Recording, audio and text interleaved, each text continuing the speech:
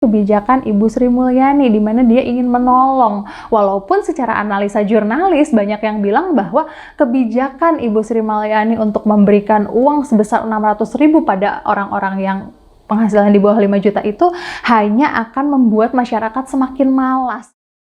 Halo teman-teman, balik lagi sama saya Rati Effendi, dosen Ilmu Komunikasi Universitas Pasundan, Bandung.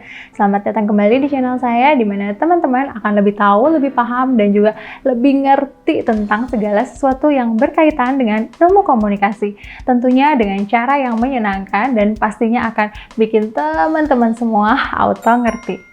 Nah, teman-teman, video-video yang saya buat ini bukan semata-mata untuk teman-teman yang lagi belajar ilmu komunikasi aja, tapi untuk seluruh umat manusia di muka bumi ini, karena selama kita hidup, kita nggak bisa lepas dari yang namanya komunikasi. Nah, berdasarkan ada request nih dari teman-teman yang udah nyaksiin video-video saya, ada yang minta lagi dan lagi ngebahas tentang komunikasi pembangunan. Oke, penasaran kan komunikasi pembangunan itu apa? Nah, sekarang kita mau bahas detailnya. Pertama-tama, komunikasi dan pembangunan. Dua-duanya ada di ranah ilmu sosial. Dan komunikasi juga pembangunan saling melengkapi satu sama lain. Karena tidak adanya komunikasi dalam suatu pembangunan, tentu saja segala sesuatunya akan nol besar. Nah, kita mulai dari komunikasi eksistensinya dalam pembangunan. Secara konseptual, komunikasi pembangunan atau kita singkat aja KP, bersumber dari teori komunikasi dan teori pembangunan yang saling menopang. Itu yang tadi saya bilang, antara komunikasi dan pembangunan itu saling berpengaruh satu sama lainnya. Tadi saya udah bilang, tanpa adanya komunikasi, pembangunan akan nol besar. Nah, teori komunikasi digunakan untuk menjembatani arus informasi, ide, maupun gagasan baru dari pemerintah kepada masyarakat atau sebaliknya. Oke, teman-teman sering banget kan ngelihat atau menyaksikan banyak banget yang namanya kebijakan-kebijakan baru yang ditelurkan oleh pemerintah. Nah, yang sekarang aja yang baru-baru kebijakan yang ditelurkan oleh Menteri Keuangan adalah untuk mereka yang berpenghasilan di bawah 5 juta akan mendapatkan bantuan dana sebesar Rp600.000. Tentu saja itu tujuannya untuk apa? Untuk memulihkan ekonomi rakyat. Tentu saja ujung-ujungnya untuk bisa membangun masyarakat menjadi bangkit lagi di era ekonomi yang lagi reses sekarang. Nah, tanpa adanya komunikasi yang baik, tentu saja kebijakan-kebijakan yang ditelurkan oleh pemerintah untuk membangun masyarakat tidak akan sampai dengan sempurna. Dan masyarakat juga tidak akan bisa memberikan respon yang diharapkan oleh pemerintah. Oke, lanjut ya. Teori pembangunan digunakan sebagai karakteristik bentuk perubahan yang diinginkan secara terarah, progresif, dan tentu saja dari kondisi satu ke kondisi yang lain atau dari keadaan satu menuju keadaan yang lebih baik lagi. Nah, saya pernah melakukan penelitian yang dilakukan di Tangerang. Penelitian itu meneliti mengenai salah satu program pemerintah yang bertujuan untuk membangun rumah-rumah masyarakat kumuh dan miskin. Nama programnya adalah Gebrak Pak Kumis. Nah, di sana tujuan dari program tersebut adalah meminimalisir jumlah perumahan kumuh, padat, dan miskin. Tentu saja di situ banyak sekali poin-poin yang harus dipenuhi oleh masyarakat di sana untuk memenuhi atau menjalankan program pemerintah Tangerang. Ujung-ujungnya apa? Pemerintah tentu saja membutuhkan tim komunikasi untuk menyampaikan dan atau dalam kata lain mengkomunikasikan program pembangunan pemerintah kepada masyarakat. Dan tentu saja timbal balik yang diharapkan oleh pemerintah daerah adalah respon proaktif dari masyarakat itu sendiri. Untuk apa? Untuk menjalankan program Gebrak Pak Kumis itu sendiri. Walaupun berdasarkan penelitian yang saya lakukan, kita bisa bilang tidak semua program itu berjalan dengan mulus 100%. Dalam program Gebrak Pak Kumis itu banyak sekali masyarakat-masyarakat yang sebetulnya memiliki hak untuk mendapatkan pembangunan rumah, renovasi rumah dari pemerintah daerah, namun mereka tidak mendapatkannya. Dikarenakan apa? Dikarenakan satu, perumahan mereka berada di lingkungan atau terhimpit perumahan-perumahan mewah. Pada akhirnya rumah mereka tidak terdeteksi keberadaannya. Kemudian yang kedua, protokoler. Sekarang kan lagi rame banget nih kata-kata protokoler ya, atau tahapan-tahapan yang harus dilalui oleh para target Gebrak Pak Kumis itu banyak sekali, ribet sekali, sampai akhirnya mereka lebih memilih untuk ikutan dalam program bedah rumah yang dilakukan oleh salah satu program televisi swasta. Dan masih ada lagi temuan-temuan saya berdasarkan penelitian yang saya lakukan. Teman-teman bisa lihat jurnal saya di Unpas ACID ya. Nah, kemudian selanjutnya Konsep komunikasi pembangunan, kita masuk ke sini, merupakan sebuah usaha pemilihan strategi atau model komunikasi yang memungkinkan terjadinya perubahan dalam rangka pembangunan. Tentu saja kata kunci kita adalah komunikasi pembangunan. Nggak bisa lepas dari yang namanya kata-kata pembangunan. Maksud di sini adalah ada beberapa model atau ada beberapa strategi komunikasi yang bisa dilakukan oleh pemerintah kepada masyarakat.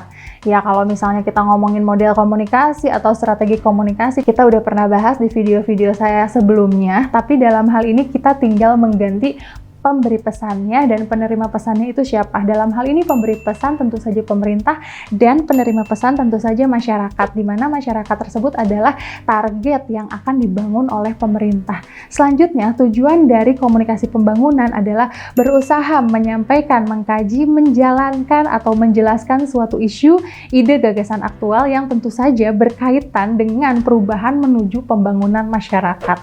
Yang tadi saya udah tekankan lagi-lagi dan lagi, kita tidak bisa lepas dari kata-kata pembangunan. Dalam hal ini, pembangunan secara psikis misalnya yang dilakukan oleh pemerintah, infrastruktur yang luar biasa dilakukan oleh pemerintah Indonesia dalam hal ini tentu saja juga harus bisa membangun masyarakatnya supaya selaras dengan pembangunan infrastruktur yang dilakukan oleh pemerintah. Kenapa harus selaras? Teman-teman pasti sering menemukan ketidakselarasan infrastruktur yang luar biasa tapi manusianya tidak dibangun.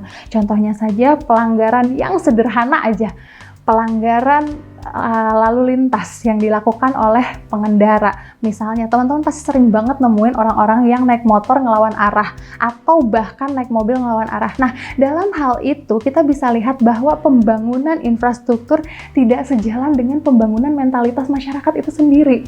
Hal yang sederhana, buang sampah di mana aja. Situ udah tahu itu tempat sampah ada di mana, tapi kenapa kalau kita sering lihat itu banjir di mana-mana ya, dan arus air yang bawa sampah yang banyak sekali? Artinya dalam hal ini apa? Masyarakat belum bisa terbangun mentalitasnya sejalan dengan infrastruktur yang dibangun. Tapi ada yang aneh di sini. Masyarakat Indonesia ini, aduh jadi aja nyebut masyarakat Indonesia. Oke, kita pakai kata-kata yang sekarang sering digunakan ya tanpa membawa kata-kata Indonesia adalah warga 62. Nah, entah kenapa warga 62 ketika terbang ke Singapura sana tiba-tiba menjadi disiplin. Tiba-tiba mereka tidak mau buang sampah di mana saja. Tiba-tiba mereka mau mengantri. Nah, ada positifnya COVID-19 diberlakukan di seluruh dunia oleh Tuhan Yang Maha Esa. Pada akhirnya apa? Masyarakat mau ngantri, nggak mau desek-desekan, dan mereka lebih taat pada peraturan. Karena apa? Ancaman yang diancamkan oleh si COVID ini adalah nyawa kita hilang. Ujung-ujungnya apa? Ketika dalam antrian kita sering banget ngelihat yang biasanya sedek-sedekan, salib kanan, salib kiri, tapi setelah adanya COVID-19 ini kita jadi lebih tertib, ngantrinya nggak mau desek-desekan. Kok jadi nyambung ke sana? Tapi nyambung karena ini termasuk dengan pembangunan masyarakatnya. Oke, lanjut. Ada unsur-unsur komunikasi pembangunan. Yang pertama to educate, persuade, sampai skill. Oke, to educate atau mendidik. Tentu saja yang namanya membangun masyarakat, nomor satu adalah dengan pendidikan. Oke, kita jangan sempit bahwa pendidikan adalah hanya S1, S2, S3. Tapi pendidikan juga ada yang namanya pendidikan karakter, ada yang namanya pendidikan life skill gitu ya, kemampuan hidup. Pendidikan karakter dalam hal ini mungkin teman-teman sudah tahu bahwa berbohong itu adalah hal yang tidak baik. Mencuri adalah hal yang haram dilakukan. Tapi entah kenapa kita sudah sama-sama tahu hal tersebut, tapi yang namanya korupsi belum bisa hilang, kolusi belum bisa hilang, nepotisme yang kosong belum bisa hilang. Itu artinya yang namanya educating people itu bukan hanya dari sininya aja, tapi dari sini, dari hati. Mungkin kita pernah ngebahas ketika di video saya yang tentang IQ, EQ, SQ, di mana itu semua harus sinergis. Nah, kemudian membujuk atau persuading people, maksudnya membujuk dalam hal ini adalah mengajak, merangkul orang-orang untuk menjalankan pembangunan tersebut sejalan dengan arahan yang dituju. Nah, kemudian memberikan keterampilan. Keterampilan dalam hal ini apa? Menggunakan fasilitas-fasilitas yang dibangun, fasilitas-fasilitas pembangunan sejalan dengan fungsinya. Oke, lanjut. Di sini ada perkembangan konsep dan istilah. Yang nomor satu yakni jurnalisme pembangunan dulu ya.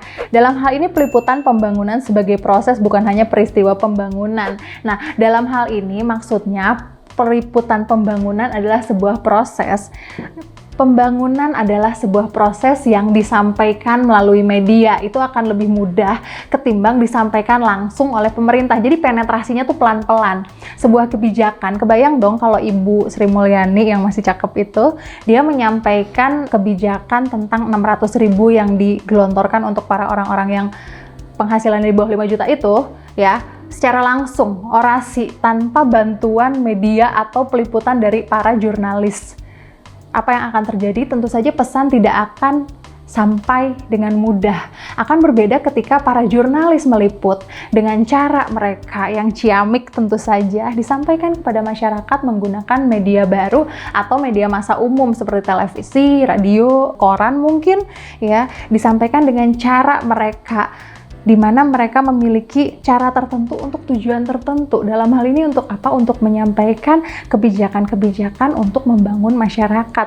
Nah, kemudian dalam jurnalisme pembangunan, meliput berita harus bersifat kritis dan analitis, yang mengkaji, mengevaluasi, dan tentu saja memberikan sesuatu. Misalnya, kalau teman-teman nonton di TV-TV berita, kayak TV One, atau Metro TV, atau CNN, sering kan teman-teman ngedenger sebuah liputan yang disampaikan oleh para jurnalis, namun jurnalis memberikan analisa versi mereka yang disampaikan kepada masyarakat. Gunanya untuk apa?